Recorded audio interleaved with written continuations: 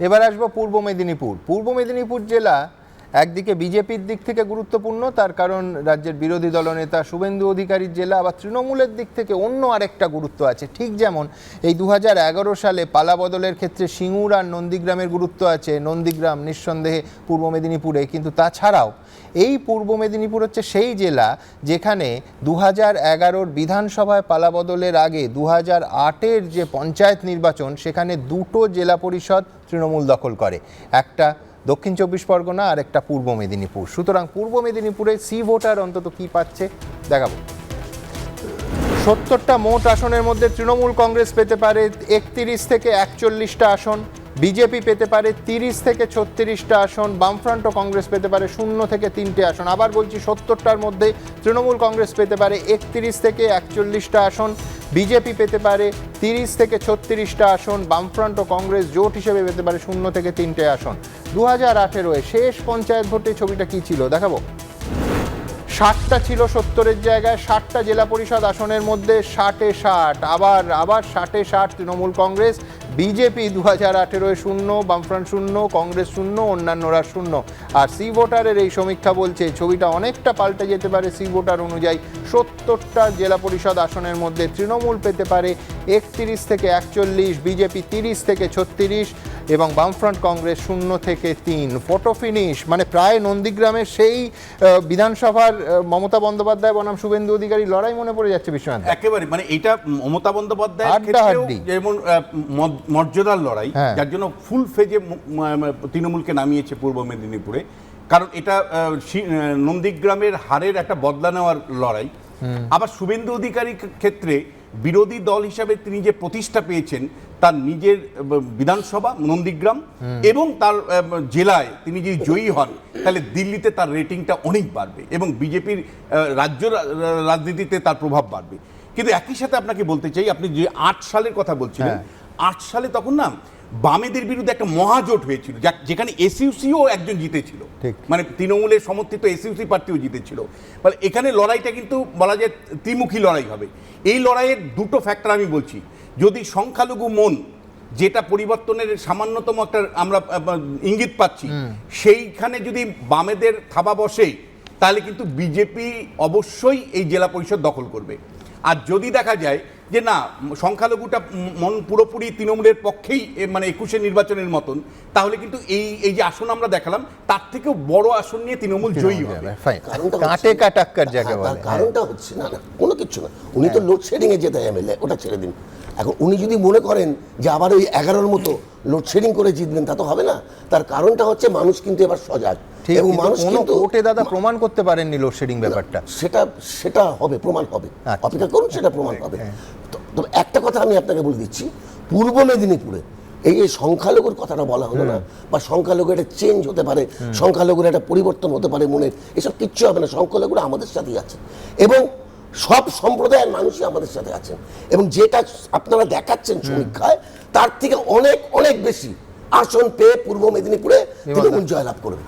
লোডশেডিংটাই তৃণমূলের কপালে হবে, কোনো চিন্তা নেই, লোডশেডিং ঘটিয়ে দেওয়া হবে। আমার কথা হচ্ছে তৃণমূলে 31 থেকে 41 পাবে, বিজেপি 30 থেকে 34। আমি কিন্তু আবার বলছি, এটা আমার ব্যক্তিগত অভিজ্ঞতা। আমি মেদিনীপুরের কালচারটা তো কিছুটা বুঝি। গতকাল পশ্চিম মেদিনীপুরে আপনাদের জনমত সমীক্ষার সঙ্গে আমি একমত হইনি। পশ্চিম মেদিনীপুরে অনেক ভালো করবে ভারতীয় জনতা পার্টি এবং দখলও করবে জেলা পরিষদ। এখানে 30 থেকে 36-এর চেয়ে অনেক বেশি পাবে। তার কারণ হচ্ছে বিগত 2021-এ জেতার পর থেকে গোটা মেদিনীপুর জেলা, অন্যান্য জেলার মতোই তৃণমূল কংগ্রেস যা কাণ্ড করেছে মানুষের উপর, সেটা কিন্তু মেদিনীপুরের, আমি এটা সংস্কৃতিটা তো বুঝি, মানুষ কিন্তু একদম ফুঁসছে রাগের চোটে। লোকের ঘরবাড়ি তছনছ করা, মেরে ফেলা, নন্দীগ্রামে মানুষ খুন হয়ে গেছে, ভারতীয় জনতা পার্টির কর্মী খুন হয়ে গেছে। এগুলো কোনোটার জন্য মানুষ কিন্তু তৃণমূলকে কিন্তু একদম ক্ষমা করবে না। ফলে তৃণমূলের হার অবধারিত, প্রোভাইডেড ভোটটা ঠিকঠাক হয়। আমি পাত্রদার কাছে আসবো যে এক সময় আমি খুব সন্ত্রাস হয়ে যাবে, তাহলে সেটা কিন্তু যারা মুখ্যমন্ত্রীকে হারাতে পারে তারা এই দলটাকে উড়িয়ে দেবে। আরেকটা ওখানে শুভেন্দু অধিকারী পরিবার সম্পর্কে কুৎসিত আজকে আমি বলছি পূর্ব মেদিনীপুর বললে পাত্রদা ঠিক যে অধিকারী পরিবারের কথা আসছে, কাঁথির কথা আসছে। একটা সময় আপনাদের সময় পূর্ব মেদিনীপুর মানে হলদিয়া, হলদিয়া মানে লক্ষণ শেঠ। না, আমি তো বললাম যে এখন তৃণমূলে কে আছে বিজেপিতে কে আছে পূর্ব মেদিনীপুরে এটা বোঝা খুব মুশকিল হয়ে যায়। ফলে আমি একটাই কথা বলতে পারি যে আপনি এতক্ষণ পর্যন্ত যে সমীক্ষা রেজাল্টগুলো দেখালেন সুমন, আমি কার্যত গুনছিলাম 4টে, কুচবিহার জেলা, মুর্শিদাবাদ জেলা, তার আগে আলিপুরদুয়ার এবং এখন পূর্ব মেদিনীপুর। যদি দেখা যায় যে এই 4টে জেলায় বিরোধীরা যা অবস্থা তারা হচ্ছে তৃণমূলের চাইতে বেশি, আপনি যদি দেখেন। ফলে কিন্তু আপনি স্পেসিফিক্যালি যদি শেষ বিধানসভাও দেখেন 21-এর বিধানসভা, তাতে তৃণমূল 9টা আসন, বিজেপি 7টা আসন। হ্যাঁ, হতেই পারে, সেগুলো তো বাস্তব। এবার আমি বলছি যে 2011-র পট পরিবর্তনের আগে বামফ্রন্টের আমলে হচ্ছে যে 2খানা কেবলমাত্র জেলা পরিষদ চলে গেছিল, তাতে ইঙ্গিত ছিল। এবার যদি 4টে জেলা পরিষদ আপনার আজকে সমীক্ষায় চলে যাওয়ার ইঙ্গিত হয়, তাহলে তৃণমূলের কপালে কি কি অপেক্ষা করছে সেটা বিশ্বজিৎ বাবুরা কিন্তু ভালো করে দেখতে থাকবেন। আমি বললাম এইটুকু বলতে পারি, আমি অভিষেকের কাছেই যাব। হ্যাঁ, অভিষেক, আমার শুধু একটাই পয়েন্ট আছে, সেটা হচ্ছে যে এগরা ব্লাস্ট কিছুদিন আগে দিনের পর দিন আমরা করলাম, ভানুবাগ, বেআইনি বাজি, বেআইনি বোমা যারা মারা গেছেন তাদের পরিবারের লোক বলছে। আমি বলছি কোথাও এইগুলো কি ফ্যাক্টর হচ্ছে নাকি হচ্ছে না? মানুষ যখন ভোট দিতে যাচ্ছে তখন ওই সাম্প্রতিক ইস্যু সংবাদ মাধ্যমে কি দেখাচ্ছে, এগুলো ফ্যাক্টর হয়? খুব ইন্টারেস্টিং প্রশ্ন। তার কারণটা কি বলতো, এই রাজ্যে সরকার গঠনের আগে তৃণমূল ওখানে সরকার গঠন করেছিল, তাহলে অ্যান্টি ইনকামবেন্সি ওদের 1 বছর হলেও এক্সট্রা। কিন্তু অ্যান্টি ইনকামবেন্সিটা কার বিরুদ্ধে? আমি আলটিমেটলি চেয়ার টেবিলগুলো অত্যাচার করে না। সাগরবার বলে আমাদের একটা গ্রাম পঞ্চায়েত ছিল, জাস্ট তুমি বেচেদা ক্রস করবে ওখানে, ওটা হচ্ছে দীর্ঘদিনের কংগ্রেস বেল্ট। কে দখল করেছিল জানো? আজকে গণতন্ত্রের পোস্টার বয় শুভেন্দু অধিকারী। আজকে যখন সেইখানকার লোকটা গিয়ে ভোট দিতে যাবে, তুমি ভাবো তো আমি কার বিরুদ্ধে ভোট দেবো? তৃণমূলের বিরুদ্ধে না শুভেন্দু অধিকারী, নাকি দুজনের বিরুদ্ধে? আমার বক্তব্যের জায়গাটা হচ্ছে এখানে অত্যাচারীর মুখ, আমি কালারটা চেঞ্জ করেছি, ইউ আর মাই পোস্টার বয়। অধিকারী ফ্যামিলির বক্তব্য ছাড়া ওখানে একটা পাতা হিলতো না। আমাকে ভানুবাগ এর আগের বারে তৃণমূলের ক্যান্ডিডেট ছিল, সেই ক্যান্ডিডেটটা কে দিয়েছে? আজকে পূর্ব মেদিনীপুরের ক্যান্ডিডেট তো মানে পরিবার যদি লড়াইটা না করতো, ওখানে তৃণমূল জীবনে সিপিএম কে হারাতে পারতো না। সুতরাং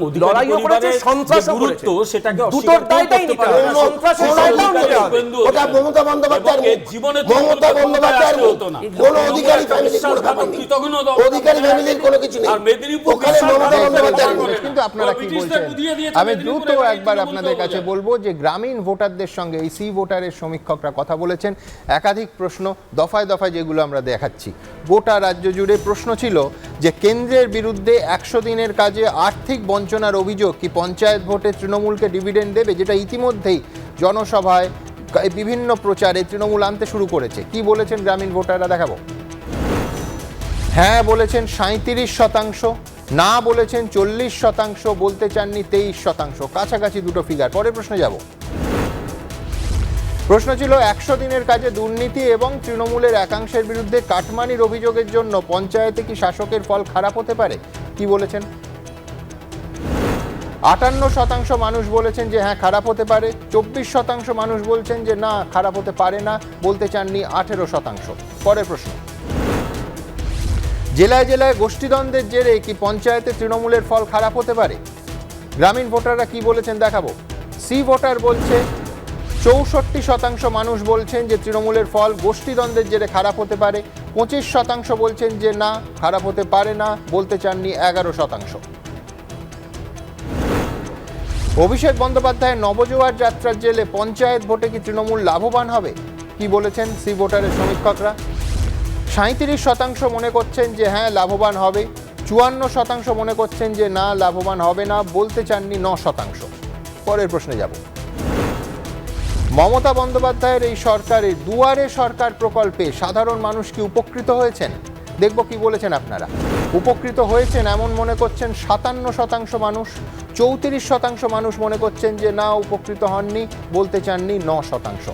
আমি ঠিক এইখান থেকে শুভময়দার কাছে ফিরব। শুভময়দা, একটা যে সরকারি প্রকল্প এবং এই বিভিন্ন অনুদানমূলক প্রকল্প বিশেষ করে যেটা এই রাজ্যের রাজনীতির 5 বা 7 বছরের অবদান, তাতে কিন্তু একেবারে পরিষ্কার 50-এর বেশি মানুষ তারা বলছেন এই ধরনের প্রকল্পের বেনিফিশিয়ারি তারা। দেখুন, এই প্রকল্পগুলোই তো তৃণমূলের মূল শক্তি। তারা ক্ষমতায় এসেছিল একটি কারণে, কিন্তু 2019 সালে ধাক্কা খাওয়ার পর তারা আরও এই প্রকল্পগুলো বাড়িয়েছে এবং একদিক দিয়ে অবশ্যই অনেক দ্বন্দ্ব হতে পারে যে এই টাকায় কিভাবে ইকোনমিক্স ভালো হবে বা হ্যান ত্যান বা ডোল পলিটিক্সের ভালো কি খারাপ, কিন্তু ভয়ঙ্কর দেখুন হতে পারে। মানুষের হাতে টাকা পৌঁছচ্ছে। সেই জন্যই কি বিজেপিকেও এখন বলতে হচ্ছে যে না 500 নয়, আমরা লক্ষ্মীর অবশ্যই, ভান্ডারের অবশ্যই। আনলে সেখানে 2000 দেব। অবশ্যই গরিব মানুষের কাছে টাকা যাওয়া তো কখনোই খারাপ হতে পারে না, তারাও তো আমাদের দেশের মানুষ। একই সঙ্গে তা বলে কোনো ইন্ডাস্ট্রি হবে না সেটাও কিন্তু কোনো যুক্তি নয়, এটা হচ্ছে প্রথম বক্তব্য। এবং তৃণমূল কংগ্রেসের যদি কোনো সাফল্য থাকে এই নির্বাচনে এবং যদি একটা সন্ত্রাসমুক্ত নির্বাচন হয় এবং তৃণমূল কংগ্রেসের তাতেও জেতার সম্ভাবনা আছে, এই কারণেই হবে যে মানুষের কাছে, গরিব মানুষের কাছে, গ্রামের গরিব মানুষদের কাছে আপনারা কিছুটা পৌঁছে দিয়েছেন। কিন্তু এইখানে কিন্তু অন্য দু একটি প্রশ্ন আছে। এই যে বারবার যে প্রশ্নগুলোই তৃণমূল কংগ্রেসের বিরুদ্ধে মানুষ মুখ খুলছেন, তার মধ্যে ধরুন গোষ্ঠীদ্বন্দ্ব, 64% মানুষ বলছেন গোষ্ঠীদ্বন্দ্ব হলে দলের ক্ষতি। এই যে জায়গাটা, এই জায়গাগুলো কিন্তু সত্যিকারের ভালো করে বুঝতে হবে এগুলো তৃণমূলের ক্ষতি করবে কিনা। তৃণমূল কংগ্রেসের মতো একটা দল যার মধ্যে গোষ্ঠীদ্বন্দ্ব তো থাকবেই, ফলে তাতে হয়তো অসুবিধা নাও হতে পারে, কিন্তু বিশেষ যে প্রশ্নটা 100 দিনের কাজেও দুর্নীতির প্রসঙ্গ, আবার দেখুন মানুষ 58% মানুষ বলছেন। এই খানটা কিন্তু বিশ্বজিৎ বাবু, এই যে দুর্নীতির প্রশ্নকে আপনারা অস্বীকার করছেন, এটা কিন্তু ভবিষ্যতে আমি আবারও বলছি, পঞ্চায়েত ভোটটা কিন্তু ঠিক হবে মানুষ কতটা উন্নয়ন পেয়েছে, মানুষ কতটা উপকার পেয়েছে, সরকারি প্রকল্পের কিছু হয়নি। এইসব বিরোধীদের কুৎসা এগুলো 100 দিনের কাজে আগে সেটা বলুন। খুব দ্রুত ইন্ডিকেটর দেখা যাচ্ছে, একটা দুটো ইন্ডিকেটর বাদ দিয়ে প্রত্যেকটাতে কিন্তু তৃণমূল পিছিয়ে আছে। দুয়ারে সরকার ঠিক আছে, বাকি সবকটারও পিছিয়ে আছে। আজকে আলোচনা যখন করছি সেই ভোটারের ভিত্তিতে, নইলে আপনি যে একটা জনমত আছে দেখি। আমার কথা হচ্ছে যে সবকটা ইয়েটা পিছিয়ে আছে তৃণমূল কংগ্রেস, শুধুমাত্র সরকার দুয়ারে সরকারে মানুষ সুবিধাটা পেয়েছে, মানুষ সেটাকে অ্যাকসেপ্ট করছে। কিন্তু তা মানুষের কাছে সবচেয়ে ভয়ঙ্কর 100 দিনের দুর্নীতি, মানুষ বলছে এফেক্ট করবে। এরা বারবার বলছে যে কেন্দ্র কেন টাকা পাঠাচ্ছে, মানুষ আজকে অভিষেক বন্দ্যোপাধ্যায় বলছেন আমি দিল্লি গিয়ে আন্দোলন করব, কোনো আপত্তি নেই, ওই 100 দিনের টাকা জোগাড় করার 100 দিনের কাজের প্রকল্পে কেন্দ্র কেন টাকা আছে? আরে আমাকে থামাচ্ছে, কেন্দ্র কেন আর টাকা আছে মানুষ এটা বুঝতে পারছে। চোরের চুরিতে টাকা দেওয়া হবে না, প্লিজ চোরের টাকা দেওয়া হবে না, চোরেদের জেলে বলুন, চোর ছেঁচো জেলে বলছেন না কেন?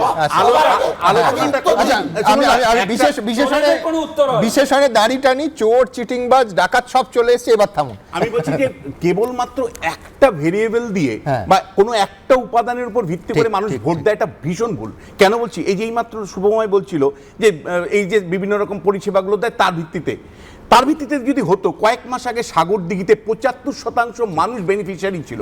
আমি আপনার স্টুডিওতে বলেছিলাম একেবারে ভিডিওর তথ্য ধরে যে 75% মানুষ হয় লক্ষ্মীর ভান্ডার, কন্যাশ্রী, যুবশ্রী ইত্যাদি প্রকল্পের আন্ডারে ছিল। তারপরেও 24,000 ভোটে কিন্তু তৃণমূল পরাজিত হয়েছিল। তাহলে আপনি আমায় বলুন, কেবলমাত্র পরিষেবার উপর ভিত্তি করে তৃণমূল কংগ্রেস আশ্বস্ত কি হবে? এক। দ্বিতীয় সেটা হলো যে নির্বাচনে, আমি বলছি পশ্চিমবাংলার নির্বাচনে সংগঠন ভীষণ ইম্পর্টেন্ট, মানে body politics is very important. আপনি যতক্ষণ পর্যন্ত ভোটারদের নিরাপত্তা দিতে না পারবেন, মানে আপনার কাছে আমি তখনই আসবো যদি আপনি যোদ্ধার নেতা হন। আপনি যদি সংগঠন দিয়ে থাকেন তবেই আমি নিশ্চিত। কিন্তু আমি বলছি এই জোরদার নেতা কে কখন কোথায় থাকবেন সেটাও আসলে কিন্তু মানুষ ঠিক করে। কেন এই কথাটা বলছি, যে আমরা যখন ছোট তখন মালদা মানে হচ্ছে বরকত গনি খান চৌধুরী, মুর্শিদাবাদ মানে অধীর রঞ্জন চৌধুরী, উত্তর দিনাজপুর মানে প্রিয়রঞ্জন দাস মুন্সী। এই ছিল কংগ্রেসের সব থেকে মজবুত দুর্গ। আমি এই জন্য এই প্রসঙ্গটা তুললাম যে এরপর সি ভোটারে যে তথ্যটা দেখাবো সেটা হচ্ছে আজকের মালদা, এই 2023-এর মালদা। 2023-এর মালদার ছবিটা সি ভোটার কি দেখাচ্ছে যে জেলা পরিষদ আসন হচ্ছে 43টা, তার ভেতর তৃণমূল পেতে পারে 24 থেকে 32টা, বিজেপি 4 থেকে 8টা, কংগ্রেস এবং বামফ্রন্টের জোট 7 থেকে 9টা। এখানে খানিকক্ষণ আগে যেটা নিয়ে স্টুডিওতে বিতর্ক হচ্ছিল, কোথাও বিরোধী ভোট নিঃসন্দেহে ভাগাভাগির ক্ষেত্রে তৃণমূল সুবিধে পাচ্ছে, অন্তত ফিগারগুলো দেখে যা মনে হচ্ছে। কিন্তু 2018 সালে শেষ পঞ্চায়েত নির্বাচন, সেখানে কি হয়েছিল? তৃণমূল কংগ্রেস 38টার মধ্যে 30টাতে জয়ী হয়েছিল, বিজেপি পেয়েছিল 6টা, বামফ্রন্ট পায়নি, কংগ্রেস 2টো আসন পেয়েছিল। আর তার পাশাপাশি এই সি ভোটারের সমীক্ষা বলছে 43টা, 38টা বেড়ে এখন 43 হয়েছে। সেখানে তৃণমূল কংগ্রেস 24 থেকে 32টা, বিজেপি 4 থেকে 8টা, বামফ্রন্ট এবং কংগ্রেস জোট, যেহেতু একদম জোট ধরে সমীক্ষা হয়েছে, 60 থেকে 9টা আসন পেতে পারে। মালদা নিয়ে আসবো। সুমনদা, হ্যাঁ বলছি যে আমরা যখন সমীক্ষাটা চালিয়েছিলাম 15 তারিখ থেকে, একদম, এবং এটা অনেকটা আগে শেষ হয়ে গেছে। এই সমীক্ষা, যে কোনো সমীক্ষা ঠিক, ঠিক। আগিয়ে নিয়ে যাওয়া একদম। একদম। আজকে রিয়ালিটি কি, উইথড্রলের পরে আজকে রিয়ালিটি কি? একদম পশ্চিমবাংলার যে 22টা জেলাতে ভোট হচ্ছে, তৃণমূল সবচেয়ে বেশি গোষ্ঠীদ্বন্দ্বে যে জেলাটা মানে বলা যায় বিদীর্ণ, সেটা হলো মালদা জেলায়। মালদা, উত্তর মালদা, দক্ষিণ মালদার রেজাল্ট ভিন্ন রকম হবে। উত্তর মালদাতে বলা যায় যে একটা আইডেন্টিটি পলিটিক্স তীব্রভাবে আছে, যেখানে বিজেপির একটা প্রভাব আছে এবং বিজেপি সেখানে একটা বড় সংখ্যক আসন পেতে পারে। দক্ষিণ মালদার ক্ষেত্রে আপনাকে বলছি যে একাধিক মানে নির্দল প্রার্থী যদি জয়ী হয় অবাক হবেন না, একাধিকভাবে যদি মানে কংগ্রেস প্রার্থী জয়ী হয় সেখানে অবাক হবেন না। এবং এই মালদা জেলা পরিষদটা যদি শেষ পর্যন্ত হাং হয়, প্লিজ আপনারা কিন্তু মানে মাথায় রাখবেন। আমি দর্শকদের শুধু মনে করিয়ে দেবো যে 2011-এ যখন তৃণমূল কংগ্রেসের পক্ষে কার্যত ঝড়, তখনও কিন্তু মালদায় তৃণমূল কংগ্রেস ছুঁতে পারেনি। 2019 অবধি তৃণমূল কংগ্রেস, আমার মনে আছে, বারবার মুখ্যমন্ত্রী যেতেন এবং বলতেন যে মালদায় আমি এত কিছু করছি কিন্তু তার ফল পাচ্ছি না। 2021-এ প্রথম 12টা বিধানসভার মধ্যে 8টাতে তৃণমূল জয়ী হলো এবং 22-এর পুরো নির্বাচনে একাধিক জায়গায় ভালো ফল হলো। এইটা হচ্ছে মালদার তৃণমূলের অংশ। আমি প্রশ্নে আসবো, বিমলদা। না, একটা কথা বলি, বিশ্বনাথের সঙ্গে আমি এই একটা ব্যাপারে মনে হচ্ছে বিশ্বনাথের সঙ্গে মোটামুটি ঐক্যমত্য পোষণ করছি যে নর্থ মালদাতে আমাদের সংগঠনটা যথেষ্ট ভালো আছে, উত্তর মালদায়, দক্ষিণ মালদায় সামান্য একটু গোলমাল রয়েছে। মালদায় যেটা গত কিছুদিনে ঘটে গেছে, কংগ্রেসের সাপোর্ট বেসটা অনেকটা ধসে গিয়েছিল, সেটা কিছুটা হয়তো কংগ্রেস রিগেন করতে পেরেছে, একেবারে ধসে গিয়েছিল। অন্তত কংগ্রেসের যত পরিমাণ নেতা এবং কংগ্রেসে যোগ দিচ্ছেন, আপনি গত 1 মাস দেখে নিন, তাতেও ইঙ্গিত খুব একদম একদম। যাই হোক, তো আমার কোথাও মনে হচ্ছে যে নর্থ মালদায় ভারতীয় জনতা পার্টি খুব ভালো ফল করবে নর্থ মালদাতে।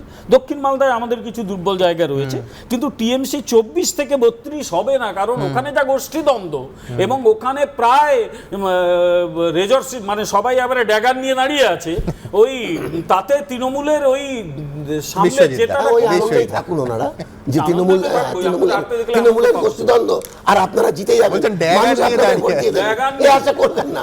কারণ আপনাদের মানুষ চিনে গেছে, সারা ভারতবর্ষে আপনাদের রূপটা দেখছে মানুষ, আপনাদের রূপটা দেখছে যে কিভাবে আপনারা সাধারণ মানুষের টাকা লুট করছেন, কিভাবে আপনারা দেশে গণতন্ত্র।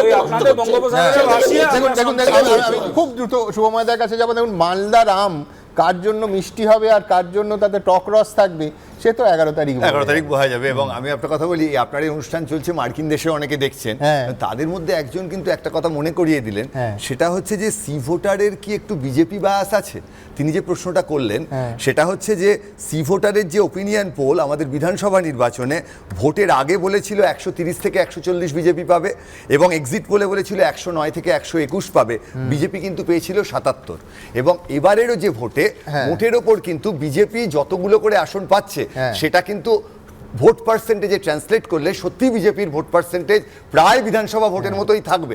অন্যদিকে অনেকে বলছেন অ্যান্টি বিজেপি কি না। আমি আপনাকে একটা উদাহরণ দিচ্ছি, সেটা হচ্ছে যে লোকসভা ভোট 2014, তাতে সমীক্ষায় দেখানো হয়েছিল, খুব ইন্টারেস্টিং যেহেতু একাডেমিক এক্সারসাইজই হচ্ছে, তাতে সমীক্ষায় দেখানো হচ্ছিল যে 282টা আসন জিততে পারে এনডিএ, বিজেপি একাই 280টা আসন জিতে গেছিল। আবার উল্টো দিকে, এটা তো সাফল্যের উদাহরণ দিলাম, ব্যর্থতার উদাহরণটা পাশাপাশি রাখি। 2015 সালে দিল্লি বিধানসভা, আপনারা জানেন, অসম্ভব একটা দুর্ধর্ষ, মানে প্রায় ইউনিভার্সিটিতে পড়ানোর মতো একটা নির্বাচনী লড়াই।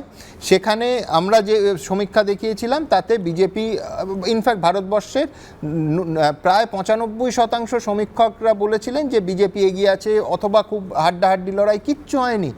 আব ঝড়ে, ঝাড়ু ঝড়ে জাস্ট উড়ে গেছিল বিজেপি। ইনফ্যাক্ট 70টার মধ্যে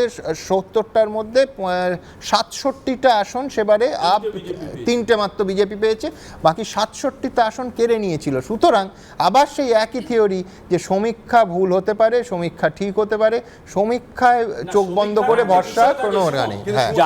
তবে হ্যাঁ, সমীক্ষায় প্রবণতাটা বোঝার চেষ্টা করা যেতে যাদের পারে। ইন্টারভিউ করা হয় সেই লোকগুলো ফ্রিলি তাদের কথা বলতে পারে কিনা, বা যারা ভোট দিয়ে বেরিয়েছে এক্সিট পোলের ক্ষেত্রে সে একজন ব্যক্তি তার 5 নম্বর ভোট দিয়ে বেরোচ্ছে, তাকে এক্সিট পোলে সেটা ঠিক হবে কিনা। পশ্চিম বাংলায় এক্সিট পোল ভুলের সম্ভাবনা বেশি থাকে, এখানে ভয় থাকে মানুষের, মানুষ মুখ খুলে কথা বলে না। সারা ভারতবর্ষে মানুষের ভয় নেই, উত্তরপ্রদেশে মানুষের ভয় নেই, আপনাদের আর ডেসিবেল বাড়লে আমার ভয় লাগবে। আমি দ্রুত একটু গঙ্গাপাড়ে যাই। হাওড়া, গঙ্গাপাড়ের আরেকটা জেলা, তবে শহর হাওড়া নয়, গ্রামীণ হাওড়া। আমি আসবো গ্রামীণ হাওড়া দেখবো। হাওড়ার ক্ষেত্রে জেলা পরিষদ আসন হচ্ছে 42টা, যার ভেতর তৃণমূল পেতে পারে 27 থেকে 35টা, বিজেপি 5 থেকে 9টা, বামফ্রন্ট এবং কংগ্রেস 3 থেকে 5টা। 2018 সালে শেষ পঞ্চায়েত নির্বাচনে কি ছিল ফলটা, তার পাশে সমীক্ষা রাখবো। 40টার মধ্যে 39টাতেই তৃণমূল জয়ী হয়েছিল, একজন মাত্র নির্দল প্রার্থী জয়ী হয়েছিলেন, বামফ্রন্ট, বিজেপি, কংগ্রেস সবাই শূন্য। আর তার পাশে সমীক্ষা বলছে যে 40 বেড়ে 42 হয়েছে, তৃণমূল পেতে পারে 27 থেকে 35, বিজেপি 5 থেকে 9 এবং বামফ্রন্ট এবং কংগ্রেস 3 থেকে 5। সুমনদা, হাওড়া জেলায় যেটা সবচেয়ে বড় বিজেপির ক্রাইসিস, কোনো নেতা নেই। মানে আমি হচ্ছি জেলা পরিষদ জেতার জন্য যে নেতৃত্ব দরকার, সেই নেতৃত্ব মানে মাস মোবিলাইজেশন করতে গেলে নেতৃত্ব দরকার, তাকে সামনে রেখে কিন্তু ভোটাররা প্রভাবিত হয়। জেলা পরিষদের ক্ষেত্রে কিন্তু আমি বলছি নেতৃত্বের অভাব ভয়ঙ্কর। হাওড়া বলা যায় যে একটা এক্সপেক্টার কি, আনিস খানের মৃত্যু। আমি বলতে যাচ্ছিলাম যে এবং সেখানে বিরোধীরা আশা করছেন যে সংখ্যালঘু ভোটের একটা অংশ তৃণমূলের থেকে মুখ ফেরাবে, যদিও তা হলে এই রেজাল্ট হবে। এবং আনিস খানের মৃত্যুর একটা বিরাট প্রভাব পশ্চিমবাংলার রাজনীতিতে পড়েছিল এবং হাওড়াতে ভীষণভাবে পড়েছিল। উলুবেড়িয়াতে যদি ঠিক মতন ভোট হয়, আমার ব্যক্তিগত অ্যাসেসমেন্ট যে বামেরা কিন্তু একটা রিগেইন করবে উলুবেড়িয়া এন্টার সাব ডিভিশন জুড়ে।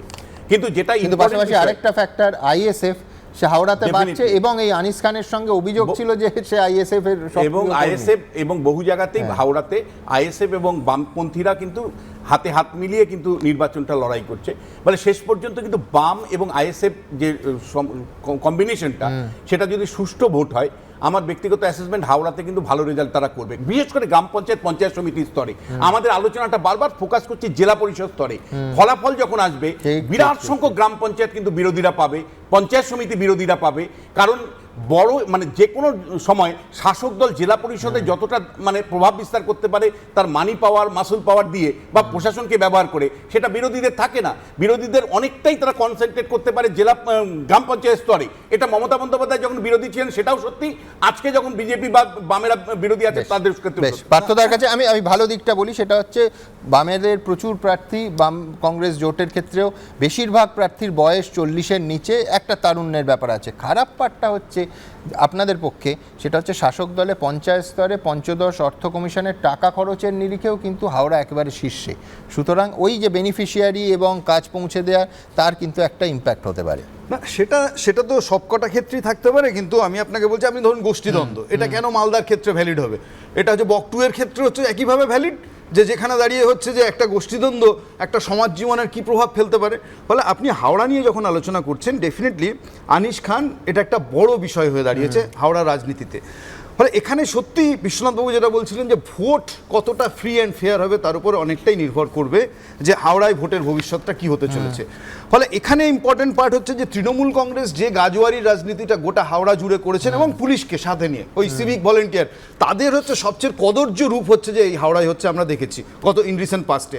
ফলে এখানে দাঁড়িয়ে যে যদি বলেন যে হাওড়ার রাজনীতি, সেখানে দাঁড়িয়ে আনিস খানের মৃত্যু, তাকে কেন্দ্র করে তৈরি হয় যে বিভাজন, শাসক বনাম বিরোধী, সেখানে বামেরা সবসময় এগিয়ে আছেন এবং আইএসএফ এর ফ্যাক্টরটা যেটা বলেন, আমি বিষয়টার কাছে যাব, শুধু একটা যোগ করে দেবো, দর্শকরা যারা খেয়াল করেন তারা জানবেন যে আনিস খানের দাদা শামসুদ্দিন খান আমতা 2 নম্বর পঞ্চায়েত সমিতির 41 নম্বর আসনে সিপিএম এর প্রার্থী হয়েছেন। হতে পারে আনিস খান ফ্যাক্টর হবে না, যে কোনো মানুষের, এটা গণতান্ত্রিক। না নিশ্চয়ই, সে তো বটে, কিন্তু আমি বলছি আনিস খান ইস্যুটা ফ্যাক্টর হবে। কিন্তু আমি আপনাকে বলছি আনিস খান ইস্যুটা আপনারা যেভাবে তুলে ধরছেন, সেরকম বড় ফ্যাক্টর হবে না। কি কারণ বলছেন? আমি আবার রাতের অন্ধকারে পুলিশ এসে ছাদ থেকে ফেলে দিয়ে গেল একটা মার্ডার, আজ পর্যন্ত তার কোনো তদন্ত হলো না।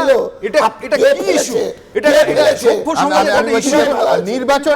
নির্বাচনে ইস্যু হবে কিনা সেটা তো একমাত্র আপনারা মানে মানুষ ঠিক করবেন।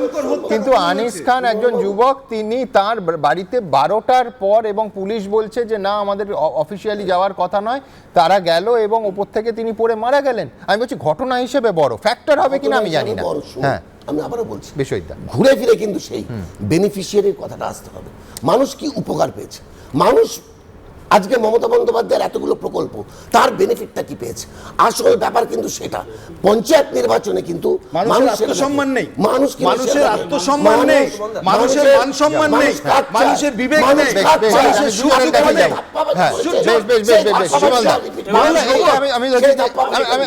এর সঙ্গে তো একেবারে পরিষেবার পাঠটা আছে, যে সাঁকরাইলে ধরুন বাণীপুর 1 নম্বর পঞ্চায়েত 5 বছরে 5 বার অনাস্থা এসে শেষ পর্যন্ত কলকাতা হাইকোর্টে, সেখানে কুর্সি কার সেই নিয়ে লড়াই হচ্ছে। আমি বলছি উন্নয়ন যেমন আছে, এমন পকেট আছে যেখানে উন্নয়ন নিয়ে কার্যত রাজনৈতিক টানাপোড়েন চলেছে 5 বছর ধরে। হাওড়ার এমন বহু পকেট আছে যেখানে বিরোধীদের ঢুকতে দেওয়া হয় না। আমি হাওড়ার শহরে এবং উলুবেড়িয়া অঞ্চলে দুটো কলেজে 10 বছর পড়িয়েছি, আমার আর্থিক যোগ আছে এবং এখনো বহু লোকের সঙ্গে যোগাযোগ আছে। উলুবেড়িয়া, আমতা, উদয়নারায়ণপুর মানুষকে ঢুকতে দেওয়া হয় না, ভোট দিতে দেওয়া হয় না। হাওড়াতে একটা জায়গা আছে দ্বীপের মতো ভাটোরা, বাম আমলে বামেদের রাজত্ব চলছে, এখন তৃণমূল রাজত্ব করছে। ফলে ওই ফ্যাক্টরগুলো কাটিয়ে যদি ভোটটা হয়, তৃণমূলকে শিক্ষা দেবে। কারণ দুটো ঘটনা, একটা হচ্ছে আনিস খানের ঘটনা, বাগনানে একটি প্রতিবন্ধী মেয়েকে রেপ করা হয়েছিল মনে আছে 2 বছর আগে, এবং গোটা হাওড়া কেঁপে গিয়েছিল। এই ঘটনাগুলো তো ওখানে ঘটেছে, ফলে এর একটা এফেক্ট তৃণমূলের উপর হবে। উলুবেড়িয়া অঞ্চলে কিন্তু তৃণমূল এই সমস্যাগুলোর মুখোমুখি হচ্ছে, সেটাকে তার মানে কাটানোর চেষ্টা করছে সন্ত্রাস দিয়ে। সন্ত্রাস কতখানি এই দলকে আর বাঁচাবে আমি জানি। আজকে উত্তরপ্রদেশ, ত্রিপুরা, এই রাজ্যগুলোতে কি হচ্ছে, এই রাজ্যগুলোতে কি হয়? এরা বলছে নাম শুনেছেন রাজীব বন্দ্যোপাধ্যায় কোথায়? আমি বললাম যে রাজীব বন্দ্যোপাধ্যায় কে? আমি অভিষেকের কাছে যাবো, কিন্তু অভিষেক আমি বলছি যে কোথাও একটা পরিষেবার পাঠ, ধরো বর্ষাকাল আসছে, নিকাশি একাধিক জায়গায়, বাগনান, বালি, জগাছা, সাঁকরাইল, মানুষগুলো দেখছেন একটু বর্ষা হলে জল জমে যাচ্ছে, এবং সেইটা কোথাও গ্রামীণ এলাকা, এমনকি আজকে শহর পঞ্চায়েতের পার্ট নয়, কিন্তু আমি বলছি বহু ক্ষেত্রে পরিষেবা নিয়ে কিন্তু প্রশ্ন আছে। এমনই পরিষেবা এনারা দিয়েছেন যে হাওড়া পুরসভা এখন অব্দি ভোট করতে পারলেন না। আজকে সেটা আলোচ্য বিষয় না। তোমরা এতগুলো সন্ত্রাসের কথা বললে, উলুবেড়িয়া শ্যামপুর 25শে জানুয়ারি 2023 গণেশ মণ্ডল বলে একজন মারা গেছিলেন ক্লাস 10-এর, তার মেয়ের সম্ভ্রম বাঁচাতে গিয়ে। আমরা সবাই দেখেছিলাম, আমরা সবাই ছুটে গেছিলাম। কেতন বাগ এবং তোতন বাগ, এই দুজন ছিল হচ্ছে তৃণমূলের কর্মী, ধরা পড়েছিল। যখন আমরা পরিষেবার কথা বলছি, that is not at the cost of আমার মেয়ের সম্ভ্রম। এই কথাগুলো আমাদের বুঝতে হবে। আজকে গাদিয়ারা, গড়চুমুক, মানে এই ধরনের ঘটনা আমরা একটু আস্তে এই ধরনের আমরা কোনদিন সমর্থন করি না, এবং তৃণমূল হলেও তাকে কিন্তু গ্রেফতার করা হয়েছে। যদি সে তৃণমূলের আলটিমেটলি গ্রেফতার হয়েছে, তাকে স্পেয়ার করা হয়। আলটিমেটলি সমস্যাটা হচ্ছে আমরা কখনো স্পেয়ার করি না। ওখানে মানে দেশি মদের আখড়া যারা চালাচ্ছে, তারা মানে দে আর প্যাট্রোনাইজড বাই শাসক দল। সব তৃণমূল, হ্যাঁ শাসক দল। আপনারা তো বলছেন আমরা সাইন বোর্ড, দলের সঙ্গে আর কংগ্রেস ধরা তুলছে। এবার আমি মানে অ্যাকচুয়ালি আগের সেগমেন্টে বলতে পারিনি, মালদা নিয়ে আমি একটা জিনিস অ্যাড করতে চাই। সেটা হচ্ছে 17ই জুন 2023 আব্দুল মান্নান 48 তৃণমূলের একজন কর্মী মারা গেলেন। সাবিনা ইয়াসমিন কি অভিযোগ করলেন? সাবিনা ইয়াসমিন অভিযোগ করলেন এটা আমাদের যারা বিরোধী গোষ্ঠী, আমরা অভিযোগ করিনি, সাবিনা ইয়াসমিনের বাইট তোমরা দেখিয়েছো, আমাদের যারা বিরোধী গোষ্ঠী, আপনারা আবার তারপর প্রশ্ন করলেন কংগ্রেসের নাকি তৃণমূলের। আমাদের যারা বিরোধী গোষ্ঠী উনি বারবার রিপিট করলেন। এবার সেখানে দাঁড়িয়ে তুমি 7 থেকে 9 টাকা, কালকে আমি নিজে মালদায় যাচ্ছি, প্রচারে আমি বলছি জেলা পরিষদ মালদা কংগ্রেস আমি দায়িত্ব নিয়ে বলে গেলাম, জেলা পরিষদ কংগ্রেস মতবিরোধ থাকতে পারে, কোন গোষ্ঠী দ্বন্দ্ব লেভেলে আছে আপনি দেখুন, বাগনান এবং আমতা কার্যত বিরোধী শূন্য। 717টা গ্রাম পঞ্চায়েত এই বাজারেও 700, যেখানে বলা হচ্ছে যে এত নমিনেশন নাকি হয়েছে, 717টা গ্রাম পঞ্চায়েত কলকাতা থেকে কয়েক কিলোমিটারের মধ্যে বিনা প্রতিদ্বন্দ্বিতায় তৃণমূল জিতেছে। 98টা পঞ্চায়েত সমিতি হাওড়ার তৃণমূল জিতেছে। কিসের রাজনীতি বলেন আপনি? কিসের গণতন্ত্রের কথা বলেন আপনি? কিসের গণতন্ত্র কথা বলেন? কোথায় বলেন আপনারা বহুত্ববাদী গণতন্ত্র পশ্চিমবাংলায় আছে? আপনার দল বলে, আপনাদের নেতা বলেছিল যে বিরোধী রাজনীতি দিতে পারবে না। আমি বলছি যে দেউটি একদম এই দেউলটি হচ্ছে একেবারে হাওড়ায়, যেখানে বসে শরৎচন্দ্র চট্টোপাধ্যায় পল্লী সমাজ লিখেছিলেন। কিন্তু আজকে 2023-এর পল্লী সমাজ কি ভাবছে? সি ভোটারের সমীক্ষা। এবার যাব উত্তর দিনাজপুর। উত্তর দিনাজপুরের ছবিটা কি হতে পারে? সি ভোটার বলছে 26টা জেলা পরিষদ আসনের মধ্যে তৃণমূল পেতে পারে 15 থেকে 21, বিজেপি পেতে পারে 5 থেকে 9, বামফ্রন্ট এবং কংগ্রেস জোট 0 থেকে 2। আবার বলছি 26টার মধ্যে তৃণমূল পেতে পারে 15 থেকে 21, বিজেপি 5 থেকে 9টা আসন এবং বামফ্রন্ট এবং কংগ্রেস জোট 0 থেকে 2। এর পাশে শেষ পঞ্চায়েত ভোট 2018, সেই ফিগারটা কি ছিল? মোট 26টা জেলা পরিষদ আসনের মধ্যে তৃণমূল 24টাতে জয়ী হয়েছিল, বিজেপি 1টাতে এবং বামফ্রন্ট 1টাতে জয়ী হয়েছিল। আর সেখানে সি ভোটারের সমীক্ষা বলছে উত্তর দিনাজপুর সেই প্রিয়রঞ্জন দাস মুন্সির কথা ঘুরে ফিরে চলে আসে। 26টা আসনের মধ্যে তৃণমূল পেতে পারে 15 থেকে 21, বিজেপি 5 থেকে 9, বামফ্রন্ট এবং কংগ্রেস জোট 0 থেকে 2। দুটো এক্সপেক্টারের কথা বলছি। আব্দুল করিম চৌধুরী কার্যত বিদ্রোহ ঘোষণা করেছে, ফলে ইসলামপুর এবং তার সংলগ্ন এলাকায় তৃণমূল আদতেও জিতবে কিনা সেটা একটা প্রশ্ন, সেটা আমরা ভোটের দিন কিছুটা বুঝতে পারবো। আর একইভাবে আলী ইমরান অর্থাৎ ভিক্টর ও কংগ্রেসের যোগদান, ফলে যে একটা সময় কংগ্রেসের যথেষ্ট প্রভাব ছিল গোয়ালতোর অঞ্চলে, সেই অঞ্চলে কংগ্রেস বা লেফটের একটা রিভাইভালের সম্ভাবনা কিন্তু আমি দেখছি। ফলে এই মানে উত্তর দিনাজপুরেও আমি বলবো যে অনেক আগে ওপিনিয়ন পোল নেওয়া হয়েছে, শেষ পর্যন্ত যদি একটা হাং রেজাল্ট আসে, ভার্ডিক্ট আসে, আমরা অন্তত অবাক হব। আচ্ছা, আমি একবার স্পেসিফিক, যেহেতু করিম চৌধুরীর কথা হলো, ইসলামপুরের বিশ্ববিদ্যালয় 11 বারের বিধায়ক। প্রথমে মনে হচ্ছিল যে করিম চৌধুরী বনাম কানাইলাল আগরওয়ালের ঝগড়া, তারপরে দেখা গেল না, তিনি সৎটান করিম চৌধুরী অভিষেক বন্দ্যোপাধ্যায় এমনকি তার কর্মসূচিতে গেলেন না এবং সেখানে আক্রমণ করলেন। 11 বারের বিধায়ক, কোনো ফ্যাক্টর হবে? আমি মনে করি না কোনো ফ্যাক্টর হবে। তার কারণটা হচ্ছে, একটা জিনিস মনে রাখবেন যে মমতা ব্যানার্জির ছবিটা যদি না থাকে তাহলে কিন্তু এরা কেউ বিধায়ক না, বা এরা কেউ কিন্তু উনি যখন পলিটিক্স শুরু করেছিলেন তখন কিন্তু উনি মানে নির্দল হয়ে কংগ্রেসের টিকিটে 11 বারের বিধায়ক হতে পারে। ওনার ক্ষেত্রে অনেকের ক্ষেত্রে এটা আপনি যেটা বলছেন অনেকের ক্ষেত্রে সত্যি। তার পরবর্তীকালে তাহলে কেন তৃণমূলে এলেন? তৃণমূলে যোগদান কেন করলেন? আচ্ছা, কিন্তু আমি বিমলদার কাছে উল্টো দিক থেকে আসবো। আপনাদের দুজন, কৃষ্ণ কল্যাণী এবং সৌমেন রায়, তারা ছেড়ে বিজেপির হয়ে জিতলেন, ছেড়ে এখন তৃণমূলে। না, সে তো গেছেন, সে আলোচনা বহুবারই হয়েছে। না, আলোচনার ব্যাপার না, তার একটা ইম্প্যাক্ট থাকবে না, তার একটা ইম্প্যাক্ট তো গোয়াল মানে যে সাগর দিঘিতে যে ইম্প্যাক্ট হতে পারে সেটাও হতে পারে। সাধারণ মানুষ বিরক্ত হতে পারে, সাধারণ মানুষ তাদের পরিত্যাগ করতে পারে, সুতরাং ওটা মানুষের হাতে আমরা ছেড়ে দিই। আমি আব্দুল করিম চৌধুরী ফ্যাক্টরের উপর গুরুত্ব দিচ্ছি এই কারণে, আপনাদের কথা অনুযায়ী, এবং ঠিকই বলেছেন, 11 বারের বিধায়ক, তার তৃণমূলের সমর্থনের দরকার নেই, তিনি নিজে একাধিকবার নিজের কবজির জোরে জিতেছেন। সেই লোক যদি বিদ্রোহ ঘোষণা করে এবং সেখানে ভিক্টর যদি গোয়ালপোকর অঞ্চলে একটু কাজ করে, তৃণমূলের কপালে দুর্গতি আছে। বিজেপি তার জায়গাটা ধরে রাখবে, এটুকু আমি বলতে পারি। বেশ, এবার নদিয়া নিঃসন্দেহে চৈতন্যদেবের জেলা, কিন্তু সেখানে এই নির্বাচনী বাজারে কতটা ছিটে ফোটা প্রেম পাওয়া যায় কিনা, সি ভোটারের সমীক্ষা কি বলছে? জেলা পরিষদ 52টা আসনের মধ্যে তৃণমূল পেতে পারে 33 থেকে 43, বিজেপি পেতে পারে 7 থেকে 13, বামফ্রন্ট এবং কংগ্রেস জোট 1 থেকে 5। আবার বলছি, 52টার মধ্যে 33 থেকে 43টা আসন পেতে পারে তৃণমূল, বিজেপি পেতে পারে 7 থেকে 13, বামফ্রন্ট এবং কংগ্রেস জোট 1 থেকে 5। এবার 2018-র শেষ পঞ্চায়েত নির্বাচনে ছবিটা কী ছিল? 47টার মধ্যে 45টাতেই তৃণমূল জয়ী হয়েছিল, বিজেপি 2টো আসন পেয়েছিল, বামফ্রন্ট, কংগ্রেস এবং নির্দলরা কোনো আসন পায়নি। আর তার পাশে সমীক্ষা রাখলে দেখছি যে জেলা পরিষদ আসন 47 থেকে 52 হয়েছে, তৃণমূল 33 থেকে 43, বিজেপি 7 থেকে 13, বামফ্রন্ট এবং কংগ্রেস জোট 1 থেকে 5। দেখুন, নদিয়ার পরিষ্কার দুটো রাজনৈতিক ছবি। একটা উত্তর নদিয়াতে, যেখানে সংখ্যালঘু প্রাধান্য আছে, এবং অন্যদিকে দক্ষিণ মতুয়া। নদিয়াতে যেখানে বিজেপির প্রাধান্য আছে এবং মতুয়াদের উপস্থিতিতে মতুয়া গত নির্বাচনে ঢেলে ভোট একদম দিয়েছিল।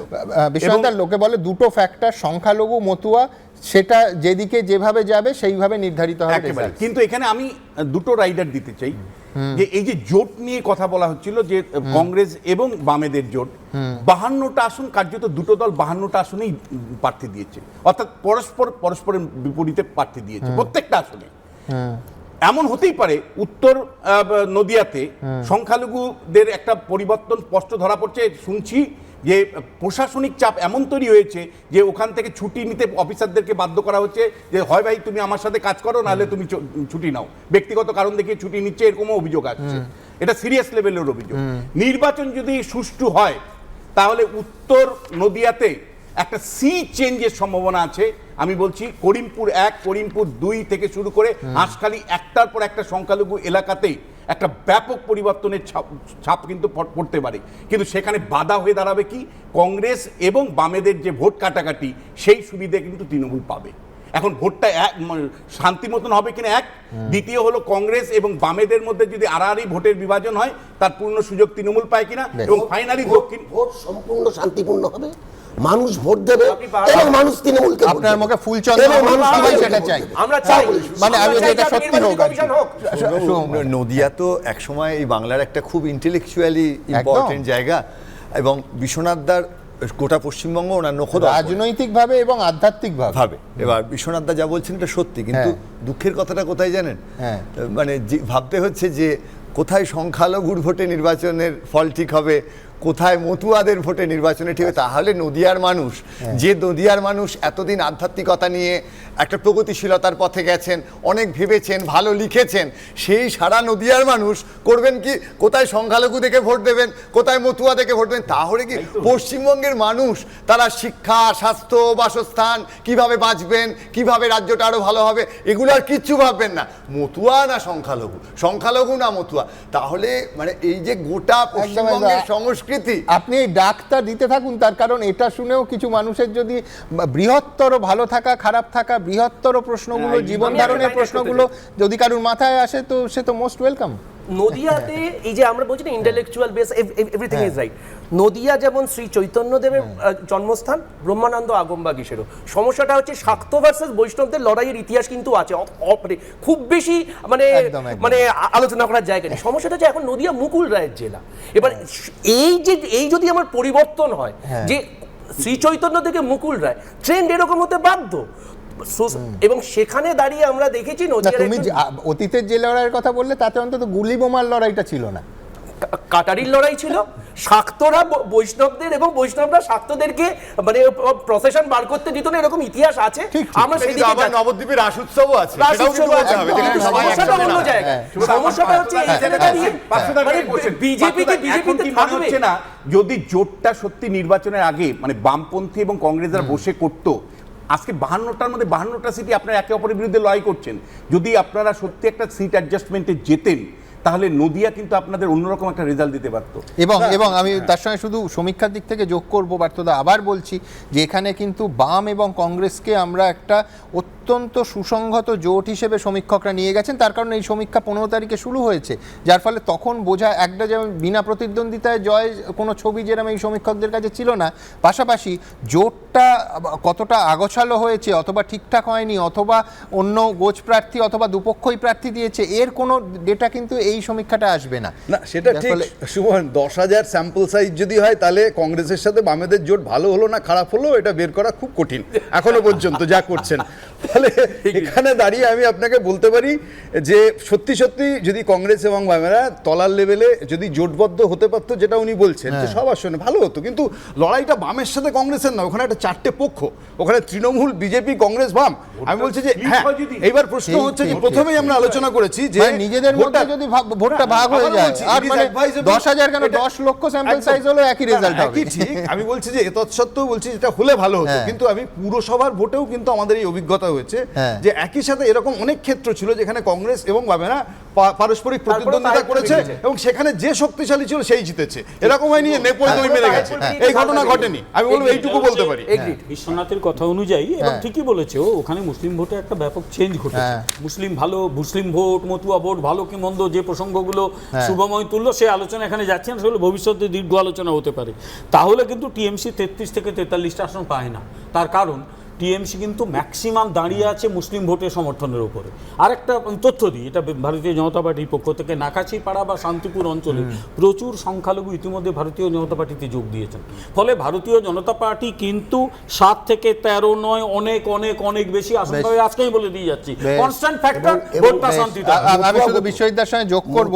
মতুয়া ভোট, হ্যাঁ, বলুন আপনি। মতুয়া ভোটও কিন্তু এবার তৃণমূল পাবে। তার কারণ হ্যাঁ। মতুয়ারা বুঝে গেছে যে যেই ধরনের ধাপ্পাবাজি বিজেপি তাদের সাথে করছে সিএএ নিয়ে, সেটা কিন্তু বিজেপি কোন দুঃখে আপনাদের ভোটটা ধরা দেবে, পড়ে বিজেপিকে দেবে না বুঝলাম, কিন্তু আমাদেরকে দেবে। তৃণমূলকে কেন দেবে? আমাদেরকে কোন দেবে। আনন্দ দেবে? কোন আনন্দ দেবে? একমাত্র আচ্ছা, উন্নয়ন। ফাইন বিশ্বজিৎদা বলছে, কিন্তু বিশ্বজিৎদা একটা কথা বলুন যে এই যে গোষ্ঠীদ্বন্দ্ব, দেখুন প্রত্যেকটা জেলায় এইটা একটা ফ্যাক্টর, এটা যে কোনো শাসকেরই হয়, কিন্তু আমি বলছি এই জায়গায় গেছে আজকে যেদিন আমরা এই আলোচনা করছি 30শে জুন বসে তৃণমূল কংগ্রেসকে আজকে গোটা দিনে 189 জনকে সাসপেন্ড করতে হয়েছে। বীরভূম, হুগলি, হাওড়া, ঝাড়গ্রাম, মুর্শিদাবাদ, পূর্ব মেদিনীপুর, পশ্চিম মেদিনীপুর, গোঁজ প্রার্থীকে সমর্থন, দল বিরোধী কাজ, এই অভিযোগে। এটা তো একটা ফ্যাক্টর। হ্যাঁ, একটা এত বড় দলে হ্যাঁ। 180 জন কি 190 জন সাসপেন্ড হয়েছে, হ্যাঁ। এটা কোনো খবর হলো না। আচ্ছা, না, নেতারা হতেই পারে। অনুগামীরা এটা হতেই suspend পারে। হয় না। আমি বলছি ভোটের অনুগামীরা মুখে suspend নেতাকে হয় না, সাসপেন্ড অনুগামীরা করতে কেউ হচ্ছে। ভোট হতেই দেবে পারে। না। হ্যাঁ। অনুগামীরা দল ভোট বিরোধী দেবে না, কাজে, হয়েছে তো। দল বিরোধী কাজে আপনি হ্যাঁ। নিশ্চিত যে থাকুন। অ্যাকশন না হবে, হ্যাঁ। সেটা অভিষেক বন্দ্যোপাধ্যায় একেবারে প্রথম থেকে বলে দিয়েছিল। এত বড় দলে এটা কোনো ব্যাপার না। একটু গিয়ে দেখো, হ্যাঁ। গতবারে এই পুরসভা নির্বাচনে ওটা বিশ্বনাথও জানে, কয়েকজন তৃণমূলের বিরুদ্ধে দাঁড়িয়ে জিতেছিল এবং মন্ত্রীদের সঙ্গে মঞ্চে দিব্যি ওরা উজ্জ্বল করে বসে থাকে। হ্যাঁ, সুতরাং ওই সাসপেনশন আমি আরাবুল ইসলাম হচ্ছে ভারতবর্ষের ইতিহাসে সবথেকে বেশি সাসপেন্ডেড নেতা। আমি বলছি আরাবুল ইসলামের মডেল তৃণমূল কংগ্রেস ফলো করে, ভোটের আগে সাসপেন্ড করবে। আমার শুধু জিতে বিষয় আসলে একটাই পরে আবার- প্রশ্ন দাদা, যে জেলাটা নিয়ে আলোচনা করছি সেই করিম চৌধুরী এত কিছু অন ক্যামেরা বলেছে, তার বিরুদ্ধে কি ব্যবস্থা নিয়েছেন আপনারা? সেটা পাওয়ারফুল লোক। সময় মতো হবে। হ্যাঁ, সেটা তাহলে সময় তাহলে মতো আমায় হবে। বুঝতে হবে যে এই মহিলা 189 মণ্ডলকে suspend জন করতে পারেননি। ততটা ক্ষমতাশালী নন। করিম চৌধুরী ফ্যাক্টর বলে আপনি নেননি। কোনো ফ্যাক্টর না। আবার বলছি, আমি রিপিট করছি, করিম চৌধুরী আপনারা যেভাবে প্রজেকশন দিচ্ছেন যে একটা বিরাট ফ্যাক্টর, উনি না, সেটা একসময় হয়তো ছিলেন, কিন্তু উনি বুঝেছেন, আপনি উনি বুঝেছেন যে 189 কে বলছেন ফ্যাক্টর নয়, আবার করিম চৌধুরীকেও উনি বলছেন ফ্যাক্টর বুঝেছেন নয়। যে মমতা বন্দ্যোপাধ্যায় কে ছবি ছাড়া উনি জিতবেন না না। না, আমি এই কারণে বিষয়টা উনি আমার তৃণমূলে প্রশ্নটা যোগ আপনি দিয়েছেন। বুঝতে পারেননি। সেটা হচ্ছে আপনি 189 জনকে বলছেন ফ্যাক্টর নয়, সেই জন্য সাসপেন্ড করা হয়েছে, আর বলছেন যে আপনি করিম চৌধুরীকে ফ্যাক্টর নন সেই জন্য সাসপেন্ড করা হয়নি। এটা কি বলেছি? দুটোতে যে উল্টো লজিক। যে এত বড় একটা দলে হ্যাঁ। আপনি বলেছেন 180 জনকে সাসপেন্ড করা হয়েছে না 189 হ্যাঁ হ্যাঁ, 189 জন। তা আমি বলেছি একটা এত বড় দলে ঠিকই। হতেই পারে, এটা কোনো ব্যাপার না। আমি আপনার যুক্তিটাই বলছি যে আপনি 189 জনকে সাসপেন্ড করা হয়েছে, আপনি বলছেন ফ্যাক্টর নয় তাই সাসপেন্ডেড হয়েছেন। তারা factor না। হ্যাঁ, আর বলছেন করিম সেই কথা চৌধুরী বলছি না আমি। তিনি ফ্যাক্টর আমি নন, কথাটা কি তিনি বলছি? সাসপেন্ড হন। এটা এটা কি রকম হলো? এটা এত বড় একটা নিউজ না। 180 জন না না, suspend নিউজ হয়েছে। কোনটা তো আমরা হতেই ঠিক পারে। করবো, হতেই নিউজটা আপনি পারে। ঠিক করবেন না। এটা হতেই পারে। আপনি সাসপেন্ড কাকে করবেন এটা ঠিক করুন। কিন্তু আমি এখান থেকে আমার পরের জেলা বাঁকুড়া সি ভোটার কি বলছে। সি ভোটারের সমীক্ষা অনুযায়ী বাঁকুড়ার জেলা পরিষদ আসন হচ্ছে 56টা, তার ভেতর তৃণমূল পেতে পারে 36 থেকে 46টা, বিজেপি 9টা থেকে 15টা, বামফ্রন্ট এবং কংগ্রেস 0 থেকে 4। আবার বলছি 56টা মোট জেলা পরিষদ আসনের মধ্যে তৃণমূল কংগ্রেস পেতে পারে 36 থেকে 46, বিজেপি পেতে পারে 9 থেকে 15, বামফ্রন্ট এবং কংগ্রেস 0 থেকে 4। 2018-র শেষ পঞ্চায়েত ভোট কি বলছিল? শেষ পঞ্চায়েত ভোটের ফিগার এখানেও আবার সেই 46টা আসন ছিল, 46টায় 46 তৃণমূল কংগ্রেস, বাকি বিজেপি, বামফ্রন্ট, কংগ্রেস, অন্যান্যরা সবাই শূন্য। আর সেই 46টা 10টা আসন জেলা পরিষদে এবার বেড়ে 23-এ দাঁড়িয়েছে 56টা, তৃণমূল কংগ্রেস 36 থেকে 46, বিজেপি 9 থেকে 15, বামফ্রন্ট এবং কংগ্রেস 0 থেকে 4। বিধানসভা বাঁকুড়া, সেই নির্বাচনে- বাঁকুড়া বিশ্বনাথ দা, যে বাঁকুড়ায় 2011 তৃণমূল ঝড়েও কিন্তু বাঁকুড়ার রং লাল ছিল। একেবারে, কিন্তু তারপরে বারবার পরিবর্তন হয়েছে তৃণমূলের 2019 অনওয়ার্ডস বিজেপির জয় বিজেপির জয়কার। জয়। 21 কিন্তু 12টার মধ্যে ভারতীয় জনতা পার্টি BJP 8টা পেয়েছে তৃণমূল কংগ্রেস। দেখুন সুমনদা, আমি যে প্রশ্নটা বলতে, দুটো যে সাব ডিভিশন বাঁকুড়া এবং বিষ্ণুপুর কমপ্লিটলি ভিন্ন ছবি। এই নির্বাচন বাঁকুড়া একটা কেস স্টাডি ছিল যে শাসক কোথায় বিরোধীদের লড়াই করতে দেবে আর কোথায় দেবে না, সেটা যেন আগের থেকেই সিদ্ধান্ত হয়েছিল যে ভাই ভাঙড়ে দেওয়া যাবে না, আইএসএফ জিতে যাবে, বিষ্ণুপুরে দেওয়া যাবে না, বিজেপি জিতে যাবে। এরকম করে কিন্তু খুব স্ট্র্যাটেজিক্যালি কোথায় মানে বিরোধীরা প্রার্থী দিতে পারবে কেন বলছি, কারণ মানে বিষ্ণুপুরের আন্ডারে কতুলপুর কমপ্লিটলি বিরোধী শূন্য, একটা নমিনেশন নেই, ইন্দাস বিরোধী শূন্য, সোনামুখী পার্থসার বিরোধী শূন্য। বাঁকুড়াতে 664টা গ্রাম পঞ্চায়েত আসন, যেটা মোট আসনের 21.22%, পঞ্চায়েত সমিতির 106টা আসন 18.89% বিরোধী শূন্য। তাহলে আপনি কিসের গণতন্ত্র বলছেন?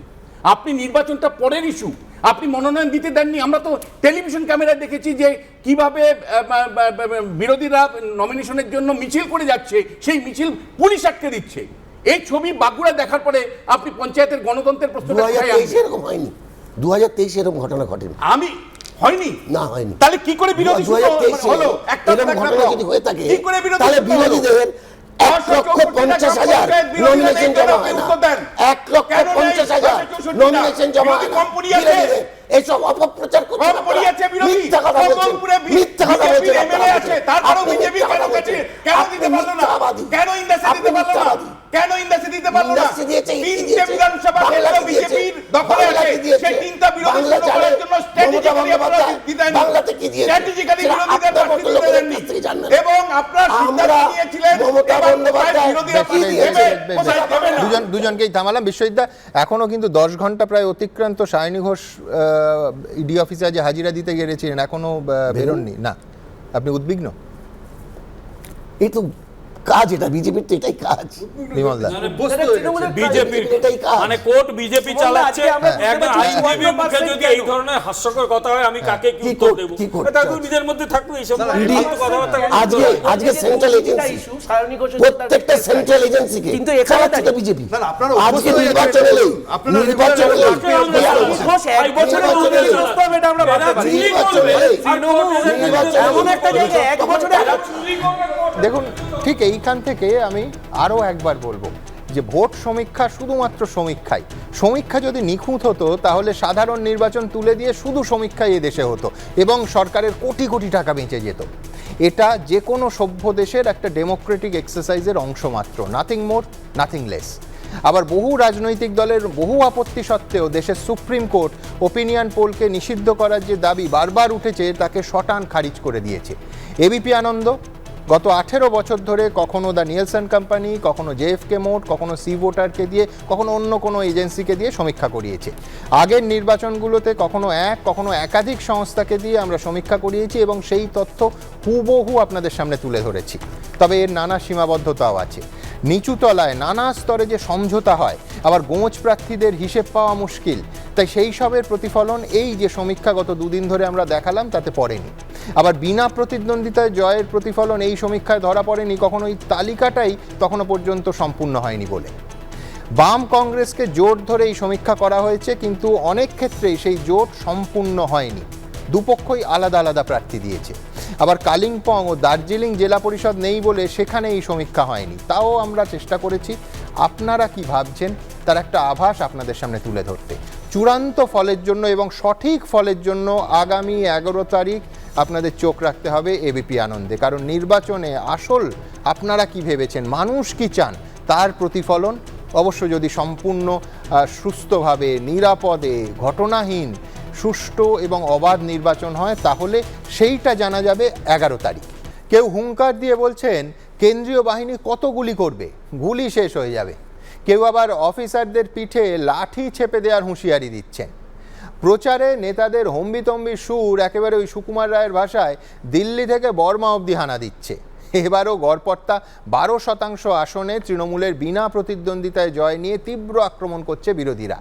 পাল্টা তৃণমূল বলছে বিরোধীদের এবার বিপুল সংখ্যক মনোনয়ন দিয়েছে, তাই এইসব অভিযোগ ধোপেই টেকে না। আজকে খানিকক্ষণ আগে স্টুডিওতে যা দেখলেন আর কি। এই সব চাপানুতর নিয়ে আমাদের আজকের ব্যঙ্গচিত্র। দেখুন 11 তারিখ পাল্লাটা যার দিকেই ভারী হোক না কেন, কেস দেবেন না প্লিজ? কেস দেবেন না প্লিজ?